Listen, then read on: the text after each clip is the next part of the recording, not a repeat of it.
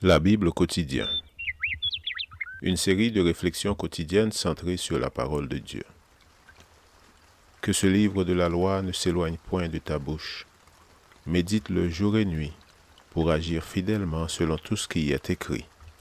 Car c'est alors que tu auras du succès dans tes entreprises. C'est alors que tu réussiras.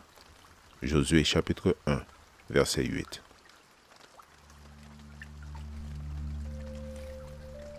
Aujourd'hui le 16 février, priorité. Car quiconque fait la volonté de mon Père qui est dans les cieux, celui-là est mon frère et ma sœur et ma mère. Matthieu chapitre 12, verset 50.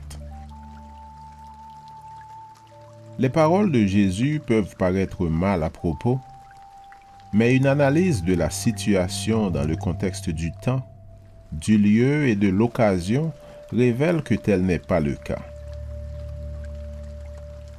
Ceux qui cherchaient à provoquer Jésus avaient déjà eu des confrontations avec lui.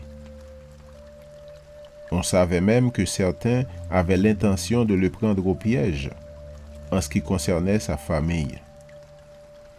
La vérité est que Jésus fut très loyal envers les membres de sa famille, mais pas au point de gêner la mission pour laquelle il était venu sur la terre. Certains ont avancé que la mère et les frères de Jésus avaient l'intention de le déranger dans son œuvre. Jésus ne rejetait pas sa famille en déclarant que pour lui, les parents sont ceux qui font la volonté de son Père céleste.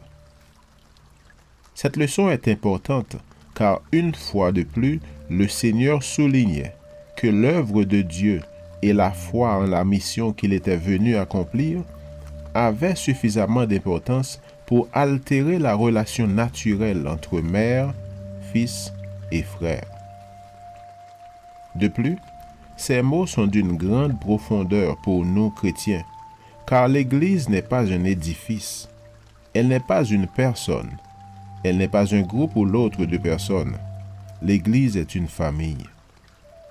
Aussi proche, aussi intime, aussi serrée que celle de la famille doivent être les relations entre les membres de l'Église.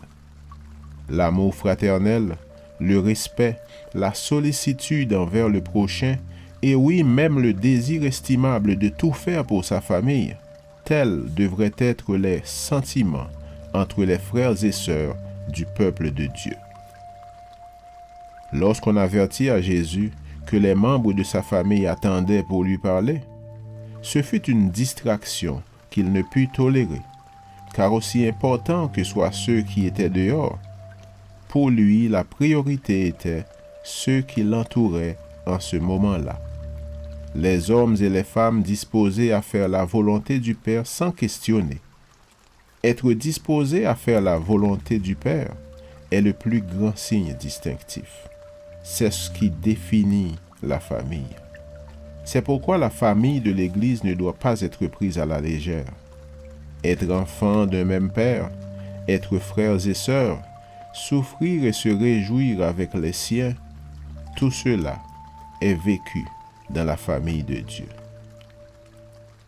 La grande espérance du chrétien est de se retrouver un jour parmi sa famille au ciel.